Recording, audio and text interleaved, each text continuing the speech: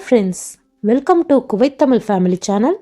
நம்ம சேனலில் நான் புதுசாக கதை சொல்லாமன்னு ட்ரை பண்ணியிருக்கேன். புதுசாக கதை சொல்கிறேன்னு ட்ரை பண்ணாலும் இது ஆயிரம் காலத்துக்கு முன்னாடி நடந்த சுவாரஸ்யமான அரபு நாட்டில் நடந்த 1001 இரவுகளை கொண்ட ஒரு அழகான கதை. தொடக்க காலத்தில் இந்த கதைங்க ஆலிஃப் லைலா கதைங்கன்னு அழைக்கப்பட்டுச்சு. அட ஆமாங்க, நான் கூட சின்ன பிள்ளையா இருந்தப்ப தூர்தர்ஷன்ல ஆலிஃப் லைலான்னு வாரம் வாரம் ஒரு கதை வரும். அது பார்க்கறதுக்கும் கேட்கறதுக்கும் அவ்வளோ சுவாரஸ்யமா சூப்பரா இருக்கும்.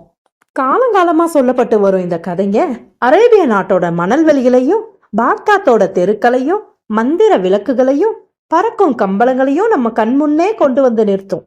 சரி வாங்க, நம்ம அது எவ்வளவு சுவாரஸ்யமான கதைன்னு நம்ம கதைக்குள்ள போய் தெரிஞ்சுக்கலாம். சுமார் 1000 வருஷத்துக்கு முன்னாடி ஷாரியருங்கிற ஒரு மன்னர் அவரோட மனைவி செஞ்ச துரோகத்தால ஒவ்வொரு நாளும் ஒவ்வொரு பொண்ணா கல்யாணம் பண்ணி அவங்கள மறுநாள் ஆனோன்னு கொன்னுடுவானோ. ஷாரியர் மன்னன் அப்படி அரக்க குணத்தோட இருக்க காரணம் அவரோட மனைவி அவருக்கு செஞ்ச நம்பிக்கை துரோகத்தை தாங்க முடியாத அவரு எல்லா பொண்ணுங்களுமே அப்படித்தான் இருப்பாங்கன்னு நினைச்சு ஒவ்வொரு பெண்களையா திருமணம் செஞ்சு மறுநாள் பலிபீடத்துல நிறுத்தி தலைய வெட்டிடுவாரு. இப்படி ஒரு அரக்க குணத்தோட இருக்க அரசருக்கு ஒரு நல்ல அமைச்சர் இருந்தாரு. அந்த அமைச்சருக்கு அரசர் செய்யறது பிடிக்கலனாலும் அரசர் கட்டளையை மீற முடியாம அரசருக்கு தினமும் ஒரு பொண்ணை கல்யாணம் பண்ணி வச்சாரு. அப்படிப்பட்ட அந்த அமைச்சருக்கு 2 மகளுங்க இருந்தாங்களாம். மூத்த மகளோட பேரு ஷராஜாத், இளைய மகளோட பேரு துன்யஜாத். இந்த மூத்த மகள் புத்திசாலியாவும் திறமைசாலியாவும் பேரழகியாவும் நல்ல மனம் படைச்சவளாவும் இருந்தாலாம். அப்படிப்பட்ட அந்த மூத்த மகளுக்கு அவங்க தந்தை செய்யற இந்த வேலை சுத்தமா பிடிக்கல. ஊர் மக்களெல்லாம் அவ தந்தைய திட்டுறதை கேட்கறதுக்கு அவளுக்கு மனசுக்கு ரொம்ப கஷ்டமா இருந்துச்சான். அதனால அவங்க அப்பா கிட்ட இனிமே இந்த வேலையை செய்யாதீங்கப்பா அப்படின்னு சொல்றா. ஆனா அவங்க அப்பா அதை கேட்க மறுத்துறாரு. இவ்வளோ காலமா நான் அரசருக்காக பணி செஞ்சுக்கிட்டு இருக்கேன், இப்ப முடியாதுன்னு சொன்னா அது பெரிய தவறாயிடும் அப்படின்னு சொல்லி அவங்க அப்பா சொல்றாரு. அந்த நேரத்துல தான் ஷராஜத் அவங்க அப்பா கிட்ட, சரி அப்படின்னா நான் ராஜாவை நாளைக்கு கல்யாணம் பண்ணிக்கிறேன் அப்படின்னு சொல்றா. இதை கேட்டோன்னே அந்த அமைச்சருக்கு தூக்கி வாரி போடுது. அவரோட மகளை, அதுவும் புத்திசாலியான பேரழகியான மகளை அவருக்கு பலி கொடுக்க விருப்பம் இல்லை. ஆனா அந்த மகளோ பிடிவாதம் பிடிக்கிறா. நான் போறதுனால மற்றவங்கெல்லாம் காப்பாற்றப்படுவாங்கன்னா நான் கண்டிப்பா இதை செய்ய தயாரா இருக்கேன் அப்படின்னு சொல்றா. அப்படி பிடிவாதம் பிடிக்கிற தன் மகள் ஷராஜத்துக்கிட்ட ஒரு கதையை சொல்றாரு அமைச்சர். அந்த கதையில ஒரு பெரிய பணக்கார வியாபாரி இருக்காரு. அந்த வியாபாரியோட தொழுவத்துல நிறைய விலங்குகள்லாம் இருக்கு. ஆடு, மாடு, எருது, கழுதை போன்ற விலங்குகள்லாம் இருக்கு. அவர் தொழுவத்துல இருக்க விலங்குகள் பேசுறதெல்லாம் அவருக்கு புரியும். அப்படி ஒரு அபூர்வ சக்தி அவர்கிட்ட இருந்தது. அப்பதான் ஒரு நாள் அந்த கழுதையும் எருதும் பேசிக்கிறத அவரு கேட்கிறாரு. எருது அப்படி என்ன சொல்லுச்சுன்னா, கழுதைகிட்ட தன்னோட நிலைய பத்தி சொல்லிக்கிட்டு இருக்கு. என்னால வயல்ல வேலை செய்யவே முடியல, எனக்கு ரொம்ப கஷ்டமா இருக்கு வெயில்ல நின்று வேலை செய்யறதுக்கு. எனக்கு ஒரு நாள் கூட ஓய்வே இல்லை. ஆனா நீயோ ஜாலியா சாப்பிட்டுக்கிட்டு எந்த வேலையும் செய்யாம ஜாலியா ஓய்வு எடுத்துட்டு இருக்க. வாழ்ந்தா உன்ன மாதிரி வாழணும் அப்படின்னு சொல்லிட்டு எருது கழுதைகிட்ட புலம்பிக்கிட்டு இருந்துச்சு.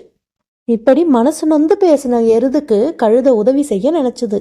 நீ நாளைக்கு வயலுக்கு போகும்போது போக மாட்டேன் அப்படின்னு அடம்புடி, அப்புறம் எந்த தீவனத்தையும் சாப்பிடாத. இப்படி செஞ்சினா உனக்கு உடம்பு சரியில்லைன்னு சொல்லிட்டு உன்னை தொழுவத்திலேயே கட்டிடுவாங்க. எப்படி என் யோசனைன்னு கழுதை கேட்டுச்சு. உடனே அந்த எருதும், நானும் இதையே செய்கிறேன், இது நல்ல யோசனையா இருக்கு அப்படின்னு சொல்லுச்சு. இதை கேட்டுக்கிட்டு இருந்த அந்த வியாபாரியும் அமைதியா வீட்டுக்கு போனாரு. மறுநாள் கழுத சொன்ன மாதிரியே அந்த எருது வயலுக்கு போக முரண்டு பிடிக்குது. எந்த ஒரு தீவனத்தையும் முகந்து கூட பார்க்க மாட்டேன்னுது. இத பார்த்த அந்த வியாபாரி, சரி இந்த எருதை கொண்டு போய் தொழுவத்துல கட்டிட்டு அந்த கழுதைய வயலுக்கு கூட்டிட்டு போங்க அப்படின்னு சொல்றாரு. இத கொஞ்சம் கூட எதிர்பார்க்காத வேலையால் கழுதை எப்படி வயல்ல வேலை பார்க்கும் அப்படின்னு யோசனையோடையே முதலாளியோட பேச்ச மறுக்க முடியாம கழுதைய கொண்டு போய் வயல்ல வேலை செய்ய வைக்கிறாரு. ஆனா அந்த கழுதையால வேலை செய்யவே முடியல. அதனால கோபமான அந்த வேலையால் கழுதைய ஒரு பெரம்பு எடுத்து விளாசி தள்ளுறாரு. மாலை நேரத்துல கழுதை நொந்து போய் தொழுவத்துக்கு வருது. அங்க பார்த்தா எருது நல்லா ஓய்வு எடுத்துக்கிட்டு ஜாலியா படுத்திருக்கு. இத பார்த்த கழுதை மனசுக்குள்ள, நம்ம செஞ்ச உதவி நமக்கே வினையாயிடுச்சே அப்படின்னு நினைச்சு அந்த எருது கிட்ட மெதுவா பேச ஆரம்பிக்குது. நீ இப்படியே ஓய்வு எடுத்துட்டு இருந்தீனா நீ எந்த வேலைக்கு பிரயோஜனம் இல்லைன்னு உன்னை மாடு வெட்டுற கசாப்பு கடைக்கு அனுப்பிடுவாங்க. அதுக்கப்புறம் உன் பாடு திண்டாட்டம் தான். அதனால நீ நாளையிலேருந்து ஒழுங்கா வயலுக்கு வேலைக்கு போ அப்படின்னு நல்ல ஒரு நண்பனை போல அறிவுரை சொல்லுது. இதையும் சிரிச்சபடியே அந்த வியாபாரி காதுல கேட்டுட்டு அந்த இடத்த விட்டு நகர்ந்து போயிடுறாரு. இந்த இடத்துல கதையை நிறுத்தின அமைச்சர் ஷராஜத் கிட்ட, உன்னோட நிலைமையும் இந்த மாதிரி தான். மற்ற பெண்களுக்காக நீ அரசரை கல்யாணம் பண்ணினா நீ தான் அங்க மிகப்பெரிய கொடுமைக்கு ஆளாவ அப்படின்னு அமைச்சர் சொல்றாரு. ஆனா ஷராஜத் புத்தி கூர்மையான பெண்.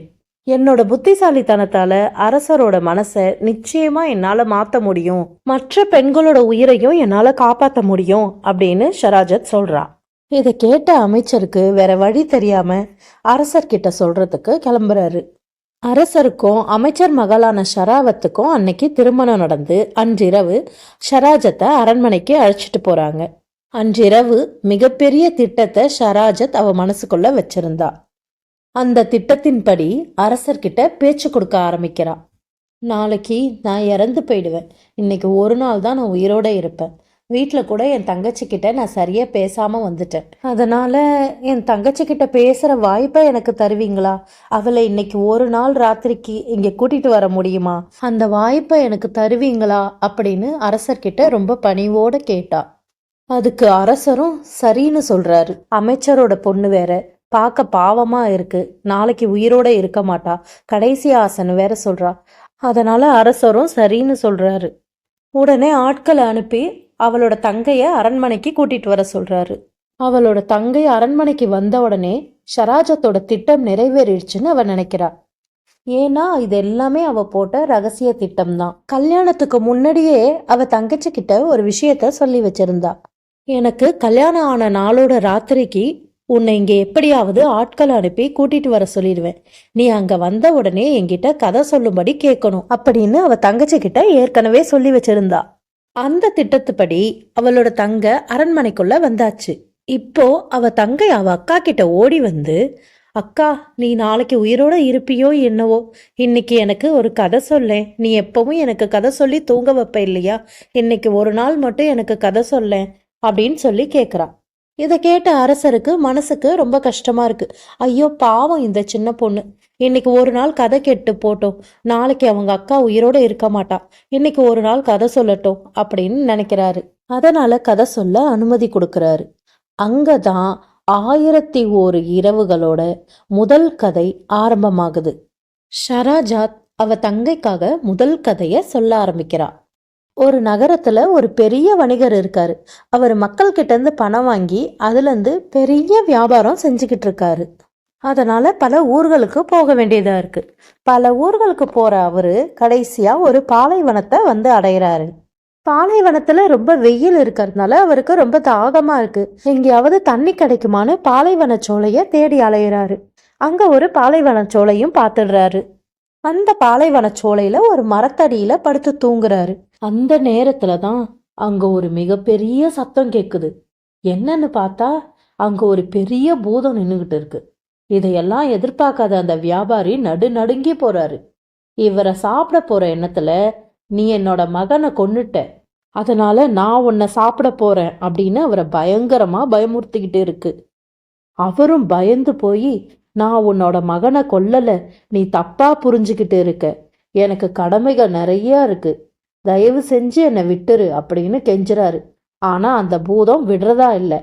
அப்பதான் அந்த வியாபாரி சொல்றாரு, எனக்கு ஒரே ஒரு கடைசி வாய்ப்பு மட்டும் கொடு, 1 வருஷம் அவகாசம் எனக்கு கொடுத்தினா, எனக்கு கடமைங்க நிறைய இருக்கு, ஊர்ல உள்ள மக்கள் கிட்ட எல்லாம் கடன் வாங்கி தான் என்னோட வியாபாரத்தை பண்ணிக்கிட்டு இருக்கேன், அவங்க கடனெல்லாம் முடிச்சுட்டேன்னா நிம்மதியா இறந்து போவேன் அப்படின்னு அந்த வியாபாரி சொன்னான். அதை கேட்ட அந்த பூதம், சரி, ஆனா 1 வருஷத்துல நீ திரும்ப வரலனா உன் குடும்பத்தோட உன்னை சாப்பிட்டுருவேன்னு சொன்னுச்சு. மனம் நொந்து போன அந்த வியாபாரி சோர்வோட அவரோட வீட்டுக்கு வராரு. நடந்ததெல்லாம் அவரோட மனைவி கிட்டையும் மகன்கள் கிட்டையும் சொல்லவே இல்லை. அவர் மனசுலயே வச்சுக்கிட்டு, நமக்கு இருப்பது இன்னும் ஒரே 1 வருஷம்தான், அதுக்குள்ள நம்ம எல்லா கடன்களையும் அடைச்சிட்டு எவ்வளவு சிறப்பா குடும்பத்தை நடத்த முடியுமோ, நிறைய பணம் சேர்த்து நம்ம பிரச்சனைகளெல்லாம் எவ்வளோ தீர்க்க முடியுமோ அதை எல்லாமே செய்து விடலாம் அப்படின்னு அவர் மனசுல நினைச்சுக்கிட்டு இது வரைக்கும் நாளை நாளைன்னு இவ்வளவு நாளா நம்ம தள்ளி போட்டதெல்லாம் போதும் அப்படின்னு சொல்லி அவர் வேலைகளெல்லாம் சுறுசுறுப்பாகவும் சிறப்பாகவும் நல்லா செய்யறாரு. வாங்கின கடன்களெல்லாம் கொடுத்து முடிச்சிடுறாரு. வியாபாரத்தை பெருக்கிறாரு. மகன்களுக்கு கொடுக்க வேண்டிய சொத்துக்கள் எல்லாம் சரி சமமா பிரிச்சு கொடுத்துட்றாரு. இதையெல்லாம் செஞ்சு முடிக்க அவருக்கு 6 மாசம் காலம்தான் ஆச்சு. இன்னும் மீதி 6 மாசம் இருந்தது. அவருக்கு ஒரே ஆச்சரியமா இருந்தது. இவ்வளவு நாளா நம்ம நாளைக்கு செய்யலாம்னு தள்ளி போட்டதுனால தான் இவ்வளவு வேலைகளையும் செய்ய முடியல. இப்போ நம்மளோட உயிர் போக போகுதுங்கிறதுனால தான் இவ்வளோ சீக்கிரமா எல்லா வேலையும் முடிச்சிட்டோம். அப்போ நம்ம மனசு வச்சா முடியாதது ஒன்றும் இல்லை அப்படிங்கிறத அவர் தெரிஞ்சுக்கிட்டாரு. அவர் கத்துக்கிட்டத அவர் மகன்களுக்கும் சொல்லி கொடுக்கறாரு. அப்படியே 1 வருஷம் ஓடிடுச்சு. 1 வருஷம் ஆனதுக்கு அப்புறம் சொன்ன சொல் தவறக்கூடாதுன்னு அந்த பூதத்துக்கிட்ட போறாரு. அப்போதான் அங்க ஒருத்தவங்க பின்னாடி ஒருத்தவங்களா 3 பேர் வராங்க. அப்ப அவருக்கு தெரியாது இந்த 3 பேர் தான் அவரோட உயிரை காப்பாத்த போறாங்கன்னு. அந்த முதலாவதா வந்த மனிதர் அவரோட கையில ஒரு மானை கொண்டு வந்தார். 2ஆவதா வந்த மனுஷன் 2 வேட்டை நாய்களோட வந்தார். 3ஆவதா வந்த மனுஷன் ஒரு கழுதையோட வந்தாரு. இப்படி வந்த அந்த 3 பேரும் அந்த வியாபாரியோட கதையை கேட்டு அவங்க மனசு ரொம்ப வருத்தப்படுறாங்க. எப்படியாவது அந்த வியாபாரிக்கு உதவி செய்யணும்னு அந்த பூதம் வந்தா அதுகிட்ட பேசி பார்க்கணும்னு நினச்சிக்கிட்டு இருந்தாங்க. அந்த நேரத்துல அந்த பூதமும் வந்தது. பூதத்துக்கிட்ட அந்த 3 பேரும் அந்த வியாபாரிக்கு உயிர் பிச்சை கொடுன்னு கேக்குறாங்க. ஆனா அந்த பூதம் விடுறதா இல்லை. அப்போதான் முதலாவதா வந்த அந்த மனுஷன் ஒரு மானை காட்டி, இது என் மனைவி, இவங்கள பத்தி ஒரு கதையை நான் சொல்றேன். அந்த கதை சுவாரஸ்யமா இருந்தா இந்த வியாபாரிக்கு நீங்க கொடுக்கற தண்டனையில 3ல் 1 பங்கு குறைச்சுக்கணும்னு பணிவா கேட்டாரு. பூதமும் அப்ப கதை கேட்குற ஆர்வத்துல இருந்திருக்கும் போல. அதனால உடனே சரின்னு சொல்லிடுச்சு. அப்ப முதல் மனிதர் கதைய சொல்ல ஆரம்பிக்கிறார். அவர் கையில பிடித்திருக்கும் மானை காட்டி, இது என் முதல் மனைவிதான். எங்களுக்கு குழந்தை இல்லாதனால 2ஆவதா ஒரு பெண்ணை கல்யாணம் பண்ணிக்கிட்டேன். அவளுக்கும் எனக்கும் ஒரு மகன் பிறந்தான். அவனுக்கு 18 வயசு இருக்கும்போது நான் வெளிநாடுகளுக்கு வேலைக்கு போயிருந்து சில மாசம் கழிச்சு திரும்பி வந்து பார்க்கும்போது என் 2ஆவது மனைவியையும் என் மகனையும் காணோம். எங்க அவங்கள காணலையேன்னு என்னோட முதல் மனைவி கிட்ட அவங்கள பத்தி கேட்டேன். அதுக்கு அவ ஏதேதோ காரணங்களெல்லாம் சொன்னான். பல நாளா அவங்கள எங்கெங்கயோ தேடி களைச்சு போயிட்டேன். என் முதல் மனைவியோ அவளோட மந்திர சக்தியால அவங்கள பசுமாடாவும் கண்ணுக்குட்டியாவும் மாத்தி வச்சிருந்தா. அது மட்டும் இல்லாம அந்த மாட்டை என் கையாலேயே பலி கொடுக்கும்படி செஞ்சிட்டா.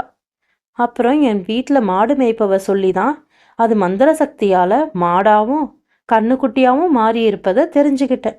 அந்த கண்ணுக்குட்டி என்னுடைய மகன். எப்படியாவது அவங்கள விடுவிக்கணும்னு யோசிச்சுக்கிட்டு இருந்தப்பதான் அந்த மாடு மேய்ப்பவரோட மகளுக்கு மந்திரம் தெரியும்னு சொன்னான்.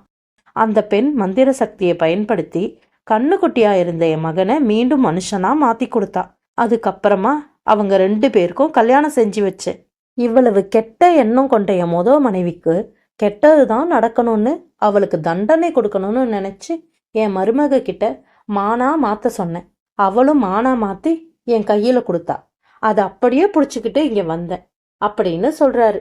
இந்த கதையை கேட்ட பூதம், உன்னோட மனைவி கெடுதல் செஞ்சதுனாலதான் அவளுக்கு கெடுதல் நடந்திருக்கு. இந்த கதை எனக்கு ரொம்ப சுவாரஸ்யமா இருந்தது. அதனால நான் அந்த வியாபாரிக்கு கொடுக்கற தண்டனையிலிருந்து கொஞ்சம் குறைச்சிக்கிறேன்னு சொல்லுது. அடுத்ததா 2ஆவது நபர் அந்த பூதத்துக்கிட்ட, நான் என் கையில புடிச்சுக்கிட்டு இருக்கிறது என்னோட நயவஞ்சகமான 2 சகோதரர்கள் தான். நான் என்னோட கதைய சொல்றேன், அது இன்னும் சுவாரஸ்யமா இருக்கும். அப்படி இருந்தா இந்த வியாபாரிக்கு கொடுக்கும் தண்டனையில இன்னும் கொஞ்சம் குறைச்சிப்பீங்களான்னு கேட்கிறாரு. உடனே பூதமும் சரின்னு சொல்லுது. அப்போதான் அந்த 2ஆவது நபர் அந்த கதைய சொல்ல ஆரம்பிக்கிறாரு. என்னோட அப்பா மிக பெரிய வணிகர். அவர் நிறைய சொத்துக்களை வச்சிருந்தாரு. அதை 3ஆ பிரிச்சு எனக்கும் என்னோட சகோதரர்களுக்கும் சமமா பிரிச்சு கொடுத்தாரு. அந்த பணத்தை கொண்டு நான் சரியா வியாபாரம் பார்த்தேன். ஆனா இவங்க 2 பேரும் சரியா செலவு செய்யல. இந்த பணத்தை எல்லாம் வெட்டியா செலவு செஞ்சுட்டு கடைசியா என்கிட்டயே பிச்சை கேட்டு வந்து நின்னாங்க. இப்படி வந்து நின்னவங்களை பார்க்கவே ரொம்ப பரிதாபமா இருந்துச்சு. அதனால என் கையில இருந்த பணத்தை எல்லாம் கொடுத்து வியாபாரம் செய்யலான்னு சொன்னேன். அப்ப அவங்க 2 பேரும் வெளிநாட்டுக்கு போய் வியாபாரம் பண்ணலாமேன்னு சொன்னாங்க. அவங்க சொன்ன பேச்சை கேட்டு வெளிநாடுக்கு போனேன். 3 பேரும் நல்லா வேலை பார்த்து வியாபாரத்துல நல்லா பணம் சம்பாதிச்சோம். அந்த நேரத்துல உதவின்னு ஒரு பெண்ணு வந்து கேட்டா. அந்த பெண்ணுக்கு தேவையான உதவிகளை செஞ்சேன். அப்புறம் அந்த பொண்ணை எனக்கு ரொம்ப பிடிச்சி போயிருந்தது. அதனால அவளையே கல்யாணமும் பண்ணிக்கிட்டேன். அப்படியே என்னோட வாழ்க்கையும் ரொம்ப சிறப்பாகவே போயிட்டு இருந்துச்சு. அந்த நேரத்துல தான் நாங்கள் தாய்நாட்டுக்கு திரும்பும் நேரம் வந்துச்சு. நானும் என் மனைவியும் என் சகோதரர்களோட சேர்ந்து கப்பலில் தாய்நாட்டுக்கு திரும்பிக்கிட்டு இருந்தோம். அந்த நேரத்துல தான் என்னோட சகோதரர்களுக்கு நயவஞ்சகமான எண்ணம் இருந்தது தெரிய வந்தது. அவங்க எண்ணம் முழுக்க என் பணத்து மேலேயே தான் குறியா வந்திருக்கு. எப்படியாவது என்னை ஒழிச்சு கட்டிட்டு பணத்தை எடுத்துக்கலாங்கிறது தான் அவங்களோட எண்ணம். இது தெரியாதன்னா தூங்கிக்கிட்டு இருக்கும்போது என்னையும் என் மனைவியையும் கடல்ல தூக்கி வீசிட்டாங்க. அப்பதான் எனக்கு ஒரு அதிசயமான ஒரு நிகழ்வு நடந்துச்சு. என் மனைவி ஒரு பெண் பூதமா மாறினா. என்னை காப்பாத்தி ஒரு தீவுல விட்டு உணவு கொடுத்தா. அதுக்கப்புறம் என்னோட தாய்நாட்டில் கொண்டு வந்து விட்டு வியாபாரம் பண்ண சொல்லிட்டு மாயமா மறைஞ்சிட்டா. அப்புறம் ஒரு நாள் என் வியாபாரத்தை முடிச்சுட்டு வீட்டுக்கு வரும்போது என் வீட்டு வாசல்ல 2 வேட்டை நான் இங்க கட்டப்பட்டு இருக்கிறத பார்த்தேன். அப்பதான் என் மனைவி பூத ரூபமா தோன்றி, இவங்க 2 பேரும் உன்னுடைய நயவஞ்சகமான சகோதரர்கள் தான், இவங்களை நாய்களா மாத்தி கட்டி போட்டு இருக்கேன், 15 வருஷம் கழிச்சுதான் மனுஷங்களா மாற முடியும் அப்படின்னு சொல்லிட்டு மறுபடியும் மறைஞ்சிட்டா. இப்ப இந்த 2 பேரையும் கூட்டிக்கிட்டு ஊர் ஊரா போயிட்டு இருக்கேன். இப்போ கிட்டத்தட்ட 15 வருஷம் முடிய போகுது. அதனாலதான் என் மனைவியான பெண் பூதத்தை தேடி போயிட்டு இருக்கேன் அப்படின்னு அந்த 2வது மனுஷன் சொல்றான். இந்த கதையை கேட்டதும் பூதம் ரொம்ப சுவாரஸ்யமா இருந்தது. நயவஞ்சகம் எண்ணம் கொண்டவங்களுக்கு இந்த கதி தேவைதான்னு சொல்லிட்டு, சரி அந்த வியாபாரிக்கு கொடுக்கற தண்டனையில இன்னும் ஒரு பாதியை குறைச்சிக்கிறேன் அப்படின்னு சொல்லிட்டு 3வது நபரை பாக்குது. அந்த பூதத்துக்கு கதை கேட்குற ஆவல் இன்னும் ரொம்ப அதிகமாயிடுச்சு. அதனால அந்த 3வது நபரும் அவர் கையில பிடிச்சு வச்சிருக்க கழுதையை காட்டி, இந்த கழுதை என்னோட மனைவி தான், நான் இவளுக்காக தான் வெளிநாடுகளுக்கெல்லாம் வேலைக்கு போய் பணம் சம்பாதிச்சு பணம் அனுப்பிக்கிட்டு இருந்தேன். சில வருஷம் கழிச்சு வீட்டுக்கு வந்து பார்த்தா இவளோ எனக்கு துரோகம் செஞ்சுக்கிட்டு இருந்தா. ஏண்டி இப்படி செஞ்சேன்னு கேட்க போனா என்னை நாயா உருமாற்றி வீட்டை விட்டே துரத்தி அடிச்சா. அப்பதான் ஒரு கறிக்கடைக்காரர்கிட்ட நாயா வளர்ந்துகிட்டு இருந்தேன். கொஞ்ச காலத்துக்கு அப்புறமா அந்த கறிக்கடைக்காரரின் மகள் எனக்கு மந்திர வித்தையெல்லாம் கத்து கொடுத்தா. தண்டிக்க நினைச்சி அவளை கழுதையா மாத்தி இப்படி கூட்டிக்கிட்டு வந்துட்டேன் அப்படின்னு சொல்றாரு. இத கேட்ட அந்த பூதம், ஓ இந்த கதையும் கொஞ்சம் சுவாரஸ்யம்தான், துரோகம் செய்தவர்களுக்கு நடந்த கதி சரியான கதிதான் அப்படின்னு சொல்லி அந்த வியாபாரிக்கு கொடுக்க வேண்டிய தண்டனையை முழுவதுமா ரத்து பண்ணி வர உயிரோட போக சொல்லுச்சு. இப்படியா இந்த வியாபாரி உயிர் பிச்சை பெற்று அவரோட வீட்டுக்கே போனாரு அப்படின்னு ஷராஜத் அவ தங்கச்சி கிட்ட கதை சொல்லிக்கிட்டு இருக்கா. அந்த கதையை அன்று இரவு முடிக்கும் போது இந்த கதைகளெல்லாம் கேட்ட அரசர் ஷாரியருக்கு ஆர்வம் ரொம்ப அதிகமாயிடுச்சு. அதனால அவரு வேற ஏதாவது சுவாரஸ்யமான கதை இன்னும் இருக்கான்னு கேக்குறாரு. அப்பதான் ஷராஜத், இன்று இரவு எனக்கு உயிர் பிச்சை நீங்க கொடுத்தீங்கன்னா, நாளை நான் உயிருடன் இருந்தேன்னா நாளை இரவு இந்த கதைகளை உங்களுக்கு சொல்றேன் அப்படின்னு சொல்றா. கதை கேட்கிற ஆவல்ல இருந்த அரசரும் ஷராஜத்துக்கு உயிர் பிச்சை கொடுக்கறாரு. இப்படியா அடுத்த நாள் ஷராஜத் அரசர் ஷாரியருக்கு ஒரு படகோட்டியோட கதையை சொல்ல தயாராகிறா. ஷராஜத் படகோட்டியோட கதைன்னு சொன்ன உடனே அரசருக்கு ஆர்வம் அதிகமாகி அவள் அறையில் அமர்ந்து அவ சொல்ற கதையை கேட்கறதுக்கு தயாராகிறாரு. அந்த அரசர் ஷாரியருக்கும் அவளோட தங்கச்சிக்கும் கதையை சொல்ல ஆரம்பிக்கிறா ஷராஜத். ரொம்ப காலத்துக்கு முன்னாடி மைதீன் அப்படின்னு ஒரு வயசான படகோட்டி இருந்தாராம். அவருக்கு ஒரு மனைவியும் 3 மகள்களும் இருந்தாங்களாம். இந்த படகோட்டி ஒரு நாளைக்கு கடலுக்கு படகை எடுத்துட்டு போனார்னா 4 முறை மட்டும்தான் கடல்ல வலைய வீசுவாராம். அதுக்கு மேல எக்காரணத்தை கொண்ட வலைய வீசவே மாட்டாராம். அதுல என்ன கிடைக்குதோ அதை வச்சுதான் வாழ்க்கையை நடத்திக்கிட்டு வந்தாரு. அப்படி இருக்கும்போது படகை எடுத்துட்டு ஒரு நாள் கடலுக்கு போறாரு. 3 முறை வலை வீசுறாரு. ஒரு மீனும் கிடைக்கல. ரொம்பவே கவலையோட இது கடைசி முறையா 4வது முறையா மறுபடியும் வலை வீசுறாரு. அதுல ஏதோ அகப்படுது. அதை எடுத்துக்கிட்டு கரைக்கு வந்தவரு ஆர்வத்தோட வலையை பார்க்கறாரு. ஆனா அதுல மீன் எதுவும் அகப்படல. தக தகன்னு தங்க நிறத்துல ஆன ஒரு ஜாடி இருந்துச்சு. அந்த பளபளக்கிற ஜாடியோட வாய் மூடி இருந்துச்சு. அதை பார்க்கும்போது அவருக்கு உள்ளுக்குள்ள கொஞ்சம் பயம் கூட வந்தது. அந்த பளபளக்கும் தங்க நிறத்துல ஆன ஜாடிக்குள்ள என்ன இருக்குன்னு பார்க்க அவருக்கு ஆவலா இருந்தது. ஆர்வம் அதிகமாகி அந்த ஜாடியை திறந்து பார்க்கறாரு.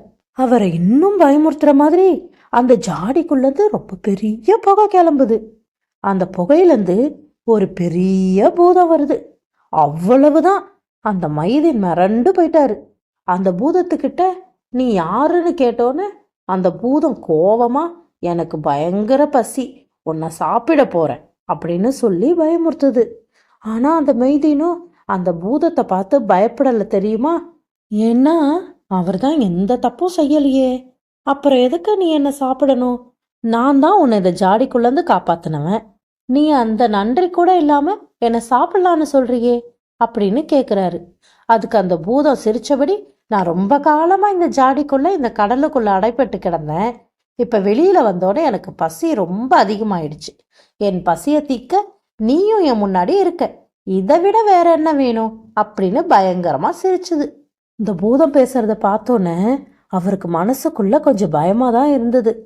ரொம்ப நேரம் யோசனைக்கு அப்புறம், இந்த பூதத்தை பலத்தாலெல்லாம் நம்மளால வெல்ல முடியாது, நிச்சயமா நம்ம புத்தி கூர்மையால தான் வெல்ல முடியும் அப்படின்னு நினைச்சு அந்த பூதத்துக்கிட்ட நைஸா பேச்சு கொடுக்கறாரு. அந்த பூதமும் அவர்கிட்ட, நீ என்னை காப்பாத்துனதுக்கு வேணும்னா உனக்கு ஒரு பரிசு கொடுக்குறேன். நீ எந்த மாதிரி சாக விரும்புறியோ அந்த மாதிரியே உன்னை சாக அடிக்கிறேன். இதுதான் உனக்கு நான் தர பரிசு அப்படின்னு அந்த பூதம் சொல்லிட்டு பயங்கரமா சிரிச்சுது. அது கேட்ட மைதீன், இதுதான் நமக்கு கிடைச்ச வாய்ப்பு அப்படின்னு யோசிச்சு அந்த பூதத்துக்கிட்ட, எனக்கு நீ பரிசு கொடுக்கணும்னு முடிவு பண்ணிட்ட, நான் சாவறதுக்கு முன்னாடி ஒரே ஒரு ஆசையை மட்டும் நிறைவேற்றுன்னு கேட்டாரு. அந்த பூதமும், சரி, நம்மளை விளக்குலேருந்து விடுவிச்சவன், அதனால இவன் கேட்கறத செஞ்சு விட்டுருவோம் அப்படின்னு அவன் கேட்குற ஆசையா கவனிக்க தொடங்குச்சு. அந்த மைதீன் படகோட்டி புத்திசாலித்தனமா ஒரு ஆசைய சொல்றாரு. நீ இவ்வளவு பெரிய பூதமா இருக்க, இந்த சின்ன ஜாடிக்குள்ள எப்படி இருந்த? எனக்கு ரொம்ப ஆச்சரியமா இருக்கு. என்னால அதை நம்பவே முடியல. அதை மட்டும் நீ ஒரு தடவை எனக்கு செஞ்சு காட்டுனீன்னா அதை பார்த்துட்டு நான் செத்து போவேன் அப்படின்னு அவன் சொன்னான். அதை கேட்ட பூதத்துக்கு தான் மேல ரொம்ப பெருமையா ஆயிடுச்சு. தன்னால தன்னோட உருவத்தை பெருசாக்கவும் முடியும், சின்னதாக்கவும் முடியுங்கிறது கூட இவனால உணர முடியலையே. நம்ம கண்டிப்பா இதை செஞ்சு காட்டியாகணும் அப்படின்னு ரொம்ப பெருமிதத்தோட தன்னோட உருவத்தை கொஞ்சம் கொஞ்சமா சின்னதாக்கி அந்த ஜாடிக்குள்ள முழுசுமா போயிடுச்சு. அந்த பூதம் ஜாடிக்குள்ள போன உடனே அவர் மனசுல நினைச்சு வச்சிருந்த மாதிரியே அந்த ஜாடியோட வாயை உடனே மூடிட்டாரு. அந்த ஜாடிக்குள்ள இருந்த பூதம் கத்துது, கதறுது, என்னை மறுபடியும் வெளியில திறந்து விடு, உனக்கு எல்லாமே தரேன் அப்படின்னு சொல்லுது. ஆனா அந்த படகோட்டி மைதீன் திரும்ப ஏமாற முட்டாளா என்ன? அவரே சமயோஜிதமா யோசிச்சுதான் அந்த பூதத்தை உள்ள அடைச்சாரு. அப்படி இருக்கும்போது அவர் எப்படி திறந்து விடுவாரு? அந்த ஜாடியில இருந்த பூதத்தை பார்த்து, ஏ நன்றி கெட்ட பூதமே, உனக்கு மீண்டும் உதவி செய்ய நான் என்ன முட்டாளா அப்படின்னு கேக்குறாரு. அதுக்கு அந்த பூதம், என்ன மட்டும் நீ திறந்து விட்டினா உனக்கு நான் பல வழியில உதவுவேன், தயவு செஞ்சு என்னை நம்பு அப்படின்னு அந்த பூதம் சொல்லுச்சு. பூதமே, நீயும் சில மனுஷங்களை மாதிரி ஏமாத்துக்காரன் தான், அதை நான் நல்லா தெரிஞ்சுக்கிட்டேன். நான் இப்ப உன்னை விடுதலை பண்ணேன்னா யூனான் மன்னரோட அமைச்சர் ஞானி தூபனுக்கு நடந்த மாதிரி தான் நீயும் பண்ணுவ. அதனால எனக்கு எதுக்கு வம்பு, உன்னை தூக்கி கடல்ல போட்டுருவேன் அப்படின்னு சொன்னான் படகோட்டி மைதீன். அது யாரு யூனான் மன்னனோட அமைச்சன்? ஞானி தூபான்னு சொன்னியே, அது யாரு? அவங்கள பத்தி எனக்கு எதுவும் தெரியாது, நீ கொஞ்சம் விளக்கமா சொல்றியா அப்படின்னு சொல்லி பூதம் கேட்டுச்சு. கண்டிப்பா உன்ன மாதிரி இருக்கவங்கலாம் இந்த கதையை கேட்கணும், அப்பதான் திருந்துவாங்க அப்படின்னு சொல்லி யூனான் மன்னரோட கதையை சொல்ல ஆரம்பிச்சான் மைதீன். பழைய காலத்துல கிரேக்க நாட்டை யூனான்னு ஒரு மன்னன் ஆண்டு வந்தான். அவனோட பேராற்றலை பார்த்து பல மன்னனுங்க அவனுக்கு உதவி செய்ய காத்துக்கிட்டு இருந்தாங்க. அவன்கிட்ட ரொம்ப பெரிய படை இருந்தது. அதனால எல்லா அரசர்களும் பயந்துக்கிட்டு கப்பங்கட்டி வந்தாங்க. அவனுக்கு நல்ல ராஜதந்திரமும் இருந்தது. ஆனா நல்ல அறிவையும் ராஜதந்திரத்தையும் கொடுத்த கடவுள் ஏனோ தொழுநோயின்னு அவருக்கு ஒரு பெரிய வியாதியையும் கொடுத்துட்டாரு. அதனால யூனான் ஒவ்வொரு நாளும் கஷ்டப்பட்டுக்கிட்டே இருந்தாரு. எத்தனையோ டாக்டர்கள் முயற்சி பண்ணியும் கூட அவரோட தொழுநோயை குணப்படுத்த முடியல. யூனான் சாப்பிடாத மருந்துகளே இல்லைங்கிற அளவுக்கு பல விதமான மருந்துகளை சாப்பிட்டான். ஆனா நாளுக்கு நாள் அவனோட வியாதி அதிகமாயிட்டே போச்சே தவிர கொஞ்சம் கூட குறையல. அதுதான் அவனுக்கு இருந்த மிகப்பெரிய மனக்கவலை. இந்த சமயத்துல தான் பெரிய மருத்துவர்னு பல நாடுகள்ல புகழ்பெற்ற பெரிய அறிஞரான தூபான்னு ஒரு ஞானி அந்த ஊருக்கு வந்தாரு. அவரை பார்த்ததுமே மக்கள் அடையாளம் கண்டுக்கிட்டாங்க. அவ்வளவு பிரபலமானவரா இருந்தாரு. அதோட அவர் மனசும் கூட நல்ல விஷயங்களை மட்டும்தான் நினைச்சுக்கிட்டு இருந்துச்சு. மருத்துவத்துல மட்டும் இல்லாம தத்துவத்திலையும் கூட ஆழ்ந்த அறிவு பெற்றவரா இருந்தாரு அவரு.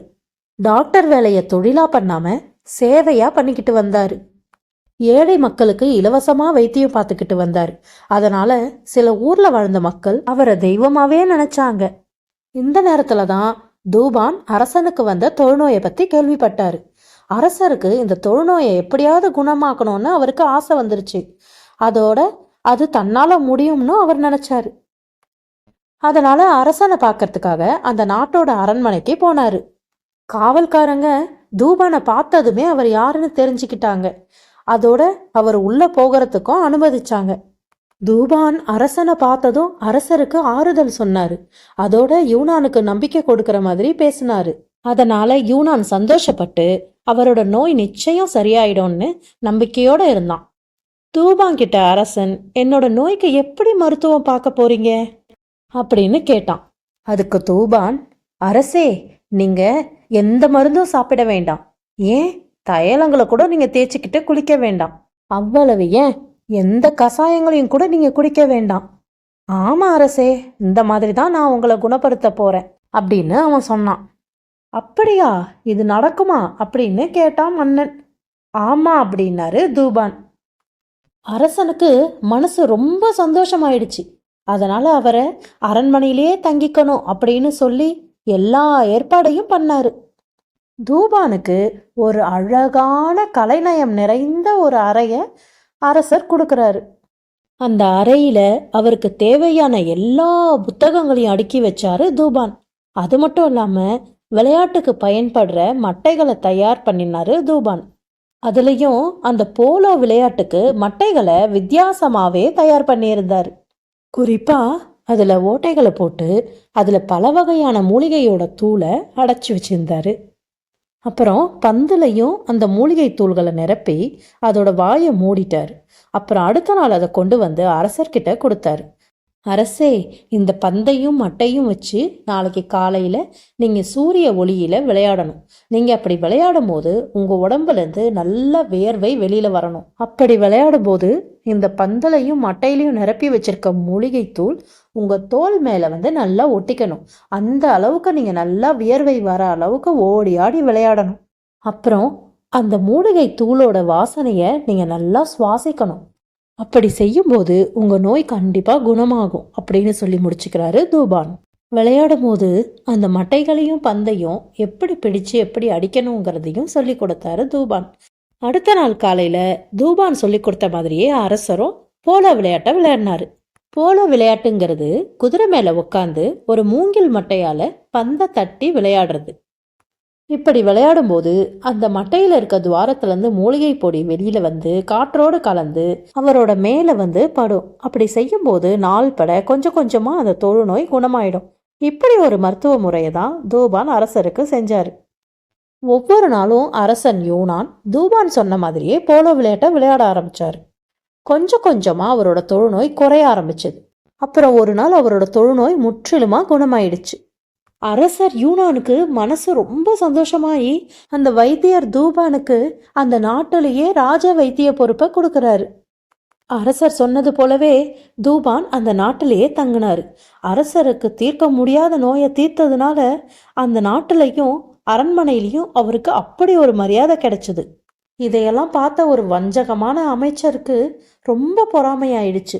அந்த அமைச்சருக்கு யாரு நல்லா இருந்தாலும் மதிக்கப்பட்டாலும் பொறுக்கவே பொறுக்காது. அதனால இந்த தூபானை எல்லாருமே போற்றுறதும் மதிக்கிறதும் அவனுக்கு ரொம்ப பொறாம வந்துருச்சு. இவனை எப்படியாவது நம்ம கீழே தள்ளிடணும்னு சொல்லிட்டு தூபானை பத்தி ராஜா கிட்ட இல்லாததும் பொல்லாததும் சொல்ல ஆரம்பிச்சான். ஆனாலும் அந்த ராஜா அதெல்லாம் கண்டுக்கவே இல்லை. மறுபடியும் ஒரு நாள் அந்த அமைச்சர் ராஜா கிட்ட வந்து, இந்த தூபான் உங்களுக்கு கெடுதல் செய்யக்கூடும் அப்படின்னு சொல்றான். அதை கேட்ட மன்னருக்கு ரொம்ப கோபம் வந்துருச்சு. தூபான் உண்மையான ஒரு ஞானி. அவரை எல்லோரும் போற்றப்படுறதுக்கு தகுதி இருக்கு. என்னோட தொழுநோயை குணப்படுத்துனதுக்கு அவருக்கு இந்த நாட்டையே பரிசா கொடுக்கலாம் அப்படின்னு சொன்னாரு ராஜா. உன்னோட பேச்சை கேட்டு அவரை நான் துன்புறுத்தினா அப்புறம் அரசர் சிந்துபாத் அவர் வளர்த்த வல்லூரை கொன்ன கதையாயிடும் அப்படின்னு அந்த கதையை சொல்ல ஆரம்பிக்கிறார் அரசர். இப்படி சொல்லி முடிச்சா ஷராஜத். அப்போ இருட்டு மெல்ல விலகிட்டு இருந்துச்சு. ஒரு அர்த்தத்தோட மன்னர் ஷாரியரை பார்த்தா ஷராஜத். தன்னோட மனைவியோட பார்வையை புரிஞ்சுக்கிட்ட ஷாரியர், சரி பொழுது விடிஞ்சுது, இப்போதைக்கு நான் போறேன். மீதி கதையை நான் இன்னைக்கு ராத்திரி வந்து கேட்குறேன். கண்டிப்பா மீதி கதையும் சொல்லணும், சரிதானன்னு சொல்லிட்டு அவர் அலுவலக வேலையை பார்க்க போயிட்டாரு. இன்று பொழுதும் நன்றாகவே கழிந்தது. இரவு நேரமும் வந்துச்சு. ஷாரியர் ஷராஜத் கிட்ட மறுபடியும் மீதி கதையை கேட்க ஆரம்பிச்சாரு. ஷராஜத்தும் முட்டாள்தனமான அரசன் சிந்துபாத் கதையை சொல்ல ஆரம்பிச்சா. பல்லாயிரம் வருஷத்துக்கு முன்னாடி சிந்துபாத்னு ஒரு அரசர் பல பறவைகளை வளர்த்துக்கிட்டு இருந்தார். அதுல சிறிய வகை கழுகான வல்லூரையும் வளர்த்துக்கிட்டு இருந்தாரு. அதுக்கு உணவு கொடுக்கறதுக்காக அது கழுத்துல எப்பவுமே ஒரு கிண்ணம் கட்டப்பட்டிருக்கும். அந்த கிண்ணத்துல ஒரு பகுதியில தானியமும் ஒரு பகுதியில தண்ணியும் எப்பவுமே அது கழுத்துல இருக்கும். அந்த வல்லூரை எங்க போனாலும் அந்த சிந்துபாத் அரசர் கூடவே கூட்டிகிட்டு போவாரு. அப்படித்தான் ஒரு நாள் வேட்டைக்கு போகும்போது அந்த வல்லூர் பறவையும் கூட்டிக்கிட்டு போறாரு. அப்பதான் ஒரு மானை பார்க்கறாரு. அந்த மானை வேட்டையாடுற நோக்கத்தோட அந்த மானை துரத்துக்கிட்டே போறாரு. அந்த மானும் தப்பிச்சு ஓடிக்கிட்டே இருக்கு. அவர் கைக்கு கிடைக்கவே இல்லை. அவரோட வீரர்களும் அந்த மானை துரத்துறாங்க. அந்த மான் துள்ளி குதிச்சு ஓடிக்கிட்டே இருக்கு. அப்பதான் அந்த வல்லூர் தன்னோட அரசருக்கு இந்த மானை எப்படியாவது பிடிச்சு கொடுக்கணுங்கிற எண்ணத்துல பறந்து போய் அதோட கால் நகத்தால அந்த மானோட கண்கள்ல கீறல் போட்டு அதோட பார்வையை இழக்க செய்யுது. அந்த மானால வேகமா எங்கேயும் ஓட முடியாம தவிக்கும் போது அந்த அரசர் ஈஸியா வேட்டையாடுறாரு.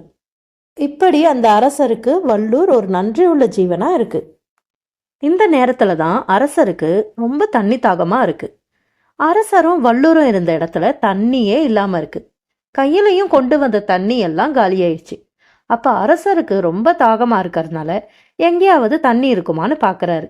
ஒரு மரத்துல இருந்து வெள்ளையா ஏதோ திரவம் போல கொட்டிக்கிட்டு இருந்துச்சு. அதை பிடிச்சு குடிக்கலான்னு வல்லூர் கழுத்துல இருந்த கிண்ணத்துல பிடிக்கிறாரு. ஒவ்வொரு முறை பிடிக்கும் போதும் அந்த வல்லூர் பறவை பாஞ்சு வந்து அதை தட்டி தட்டி விடுது. இந்த மாதிரி 3 தடவை அதை தட்டி விடவும் அந்த அரசருக்கு கோபம் அதிகமாகி அந்த பறவையோட ரெக்கைய வெட்டி போட்டுறாரு. அதுக்கப்புறம் கூட அந்த பறவை அதோட மூக்கால எதையோ சுட்டி காட்டிக்கிட்டே இருக்கு. ரொம்ப நேரமா அந்த பறவை எதையோ காட்டுதுன்னு கவனிச்ச அரசர் அதிர்ந்து போறாரு. ஏன்னா அந்த மரத்தோட உச்சியில ஒரு வீரியன் பாம்பு அதோட விஷத்தை அந்த திரவத்துல கக்கிக்கிட்டு இருக்கு.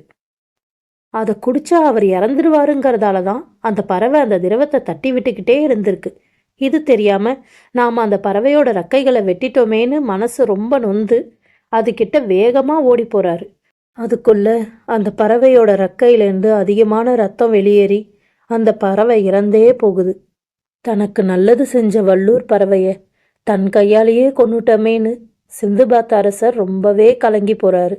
அந்த முட்டாள்தனமான அரசன் செஞ்ச மாதிரி நானும் எனக்கு உதவி செஞ்ச தூபானுக்கு துன்பம் விளைவிச்சு வருத்தப்பட விரும்பல அப்படின்னு சொல்றாரு. அது மட்டும் இல்ல, இந்த பொறாம குணம் படைச்ச நயவஞ்சக அமைச்சருக்கு ஒரு கதை சொன்னா பத்தாது, இன்னொரு கதையும் சொல்றாரு. ஒரு வியாபாரி தான் வளர்த்த கிளிய முட்டாள்தனமா அவனே கொன்ன கதையை சொல்றேன் கேளு அப்படின்னு சொல்லிட்டு அடுத்த கதைய சொல்ல ஆரம்பிக்கிறாரு. ஒரு ஊர்ல ஒரு வியாபாரின்லாம். அவன் பெரிய பணக்காரன். அவன் சின்ன வயசுல இருந்தே ஒரு கிளிய பாசமா வளர்த்துட்டு இருந்தான். அந்த கிளி பார்க்கறதையும் கேட்கறதையும் அப்படியே சொல்லும். அவனுக்கு ஒரு ஆசை இருந்துச்சு. அவனுக்கு வர பொண்டாட்டி ரொம்ப அழகானவளா இருக்கணும்னு. இதை பத்தி அவனோட அம்மா கிட்டையும் போய் சொன்னான். அதுக்கு அவங்க அம்மா, உன்னை விட அழகான பொண்ணுனா அது உனக்கே பெரிய ஆபத்தா முடியுமேன்னு பல தடவை சொன்னாங்க. ஆனா அவன் அதையெல்லாம் காதுலயே வாங்கிக்கல. ஒரு பேரழகிய கல்யாணம் பண்ணிக்கிறான்.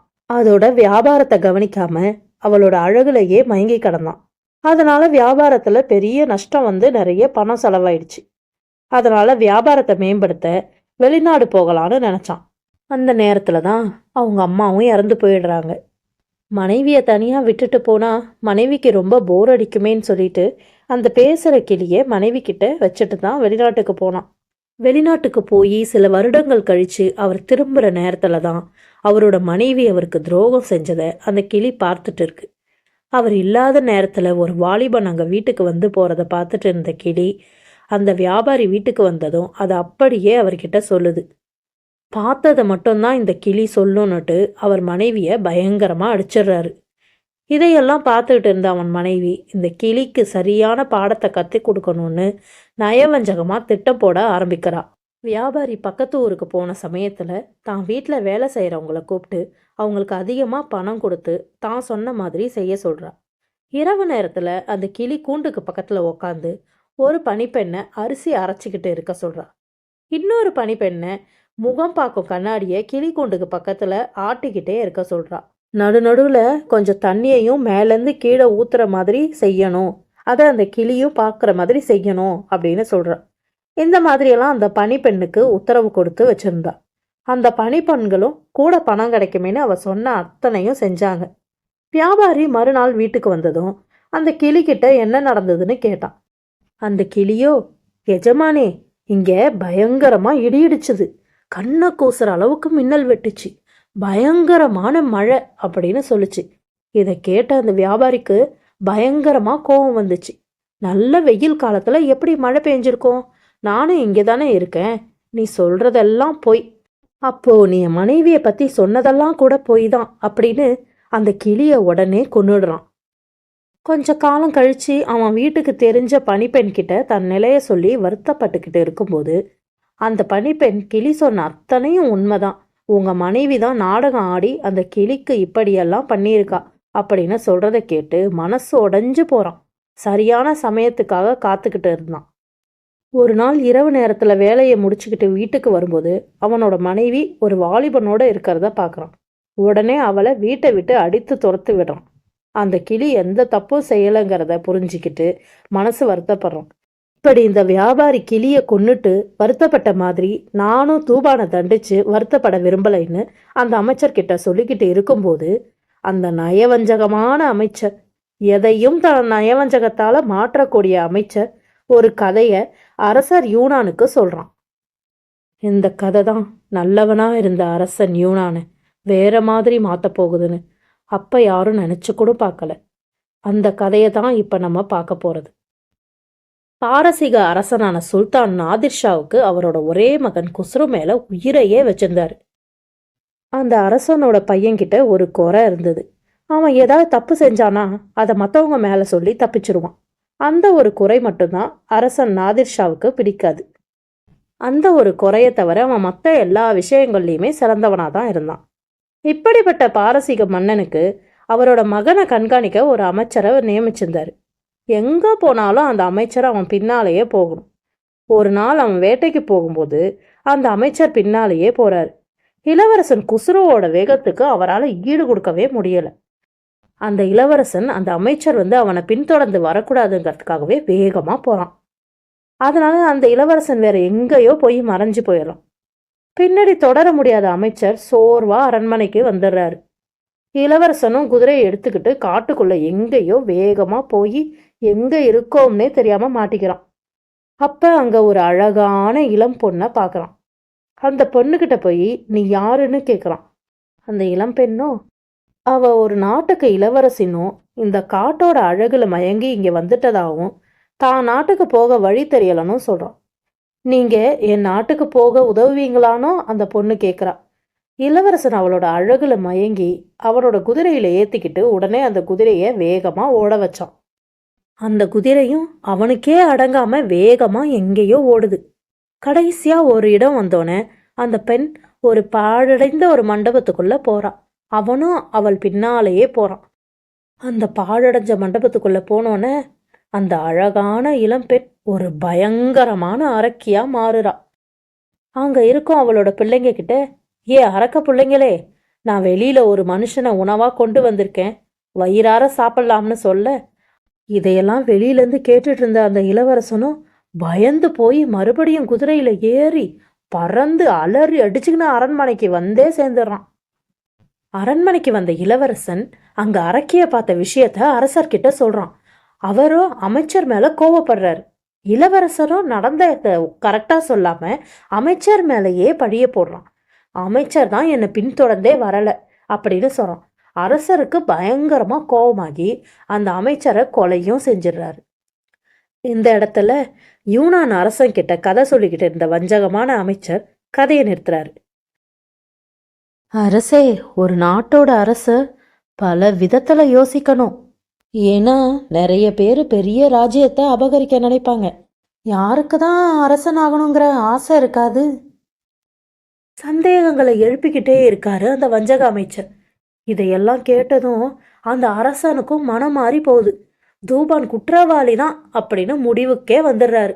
அதனால தூபானை கைது செஞ்சு சிறையில் அடைக்கும்படி உத்தரவிடுறாரு. மறுநாள் அவருக்கு மரண தண்டனையும் கொடுக்கறாரு. கடைசியா அரசன் தனக்கு மரண தண்டனை கொடுத்தே தீர்வார்னு தெரிஞ்சுக்கிட்ட தூபான் கடைசி ஆசையா அவர் ஒரு விருப்பத்தை சொல்றாரு. அதை நிறைவேற்ற அரசன் யூனானும் உத்தரவு கொடுக்கறாரு. அது என்ன விருப்பம் அப்படின்னா, கடைசியா தூபான் அவரோட வீட்டுக்கு ஒரு தடவை போய் திரும்ப உத்தரவு கேட்குறாரு. எவ்வளவோ நல்லது செஞ்சிருக்கேன், உங்க தொழுநோயெல்லாம் போக்கியிருக்கேன், அந்த நன்றி கூட இல்லாம என்னை கொலை செய்ய பார்க்குறியே அப்படிங்கிறார். ஆனா அதுக்கெல்லாம் அந்த அரசரோட மனசு இறங்குறதாவே இல்லை. ஏன்னா அந்த அளவுக்கு அந்த நயவஞ்சகமான அமைச்சர் பாடம் ஓதி வச்சிருக்காரு. அரசனும் தூபான் கூட சில வீரர்களையும் அனுப்பி வைக்கிறார். தூபான் அவரோட வீட்டுக்கு போய் ஒரு புக்கையும் ஒரு தட்டுல கலர் பொடிகளையும் எடுத்துக்கிட்டு அரசவைக்கு வர்றார். அரசன் யூனான் கிட்ட அந்த கலர் பொடிகள் நிரம்பிய தட்டையும் புக்கையும் கொடுக்கறாரு. அந்த இரண்டையும் நீங்க கையில பத்திரமா வச்சுக்கோங்க. அதுக்கப்புறமா தான் நீங்க இந்த புக்கில் நான் என்ன எழுதியிருக்கேன்னு பிரிச்சு பார்க்கணும். இதை நீங்க கண்டிப்பா என்னோட கடைசி ஆசையை நிறைவேற்றணும் அப்படின்னு கேட்டுக்கிறான். அரசனும் சரி, உன் கடைசி ஆசையை நிறைவேற்றுறேன் அப்படின்னு சொல்லிட்டு தூபானோட கழுத்தை வெட்டிடுறாரு.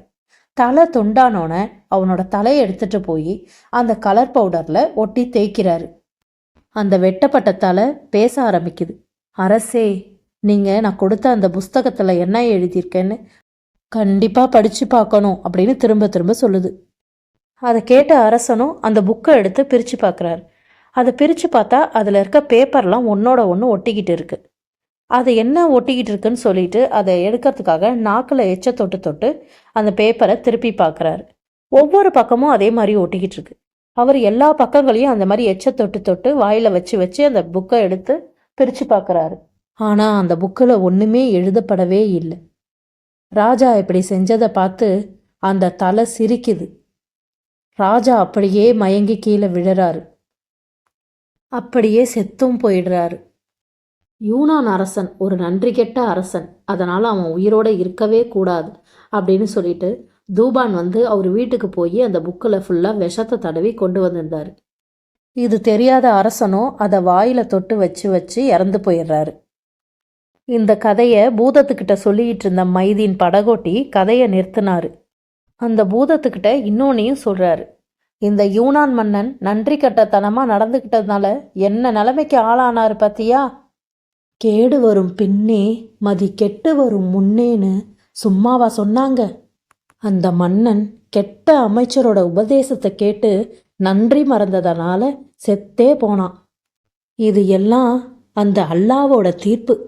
அந்த தூபானை போல தான் நானும் உன்கிட்ட கெஞ்சினேன்.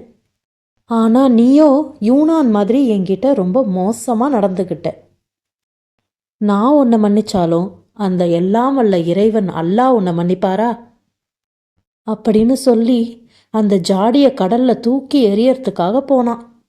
அந்த ஜாடிக்குள்ள இருந்த பூதம் அழுதுகிட்டே, நான் சுலைமான் மேல ஆணையா உனக்கு வாக்களிக்கிறேன், இந்த தடவை மட்டும் என்னை விடுதலை செஞ்சிட்டேன்னு வையேன், உன்னை பெரிய செல்வந்தனாக்குவேன். அது மட்டும் இல்லாம உனக்கு எந்த துன்பமும் வராத மாதிரி நான் கண்டிப்பா நடந்துப்பேன். நீ கனவுல கூட நினைச்சு பார்க்காத அளவுக்கு செல்வத்தை நான் உனக்கு தரேன், என்னை நம்பு அப்படின்னு சொல்லி ரொம்ப கெஞ்சிச்சு. சுலைமான் மேல சத்தியம் பண்ணி கேட்டதாலையும் ரொம்ப கெஞ்சி கேட்டுக்கிட்டதாலையும் அந்த படகோட்டி பூதத்தை விடுவிக்க முடிவு செஞ்சான். ஜாடிய திறந்தோன்னே பூதமும் வெளியில வந்துச்சு. வெளியில வந்தோன்னே அந்த ஜாடியை உடைச்சு கடலுக்குள்ள தூக்கி போட்டுச்சு. செம்பலவன் பயந்து போனான்.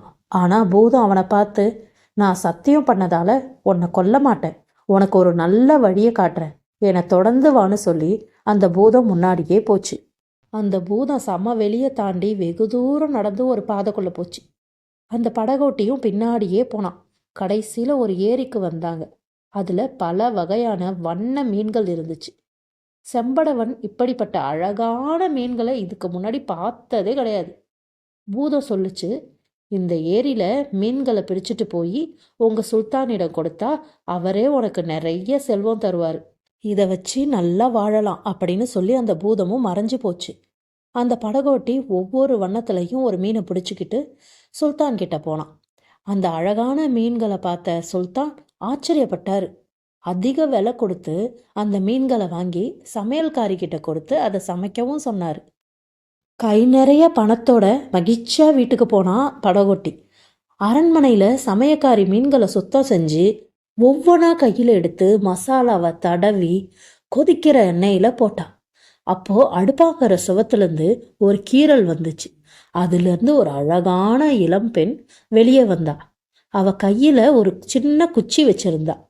அவ வானல்ல கொதிச்சுக்கிட்டு இருந்த மீன்கிட்ட, மீன்களே, இந்த நிலை உங்களுக்கு தேவையா?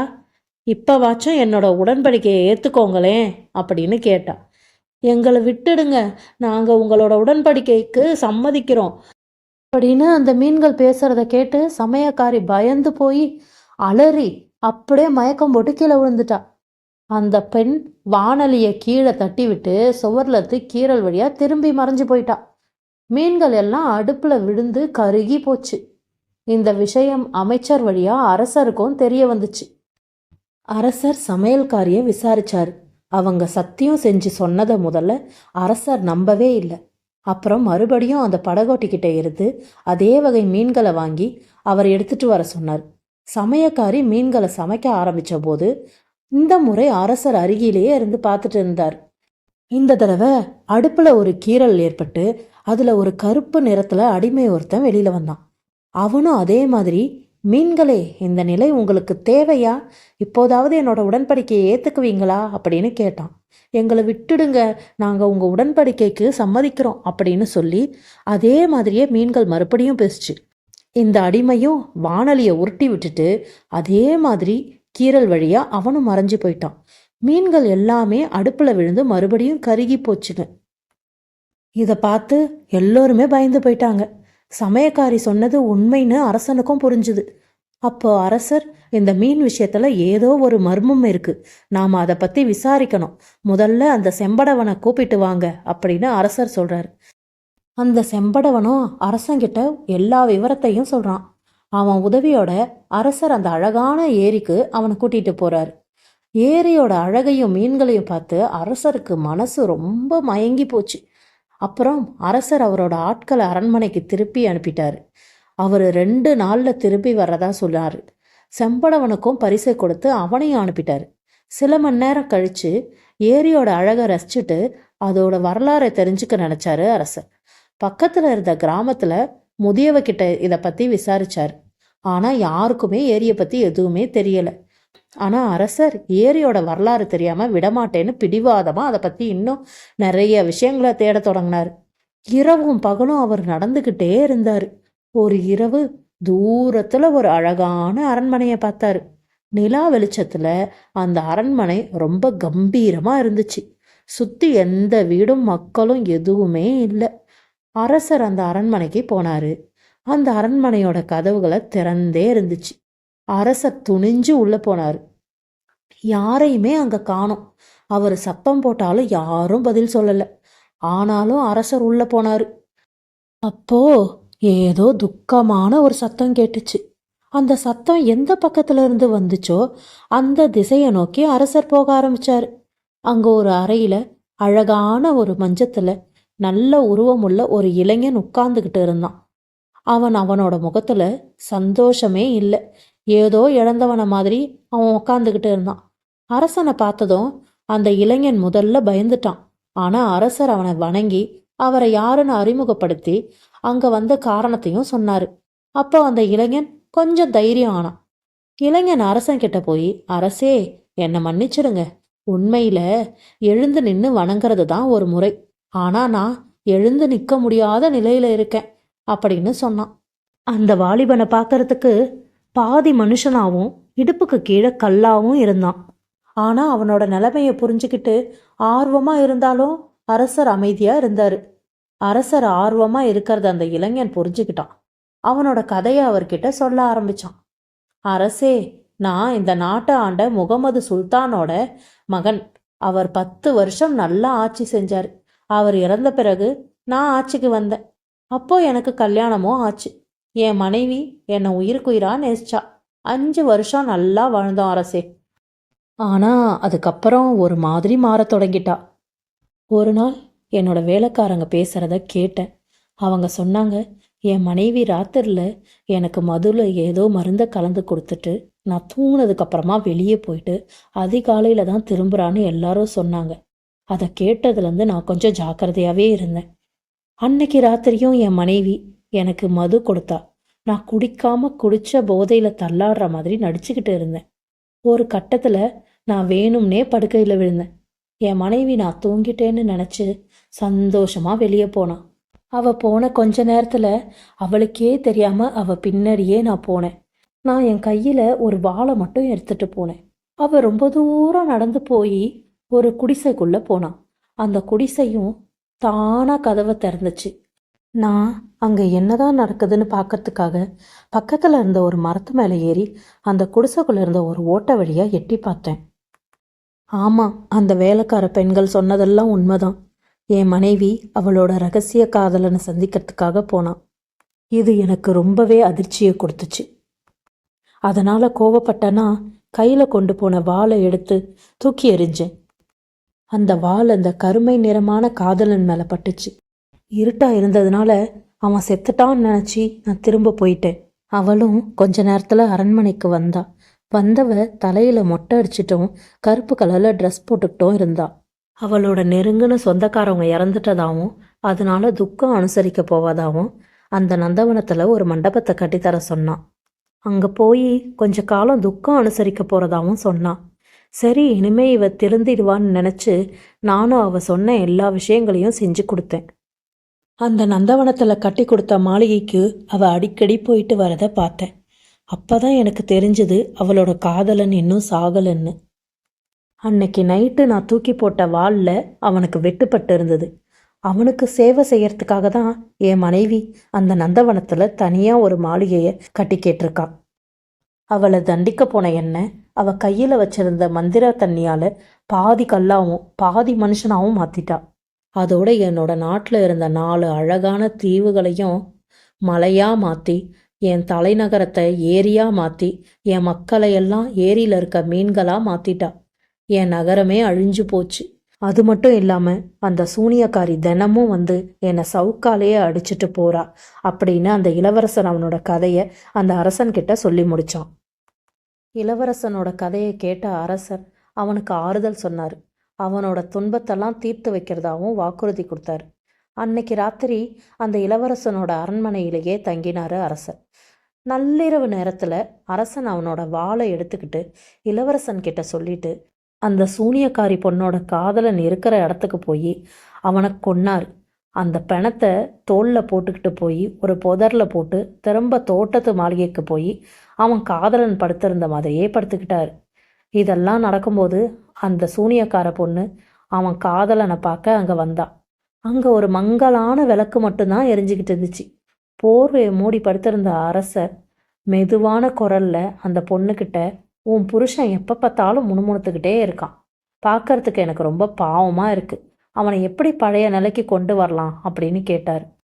இந்த ஜாடியில் இருக்க மந்திர தண்ணி எடுத்து அவன் மேலே தெளிச்சா போதும், அவன் திரும்ப பழைய நிலைக்கு கொண்டு வரலாம் அப்படின்னு சொன்னான்.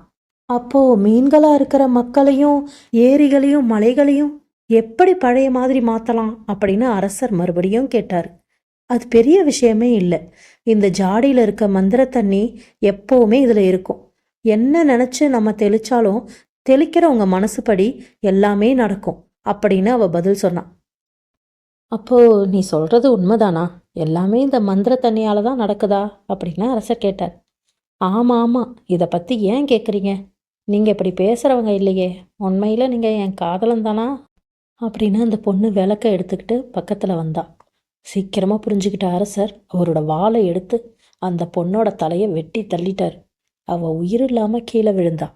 அப்புறம் அரசர் அந்த மந்திர ஜாடியில் இருக்க மந்திர தண்ணி எடுத்துக்கிட்டு போய் பாதி கல்லா மாறி இருந்த இளவரசன் மேலே தெளித்து அவனை பழைய நிலைமைக்கு கொண்டு வந்தார்.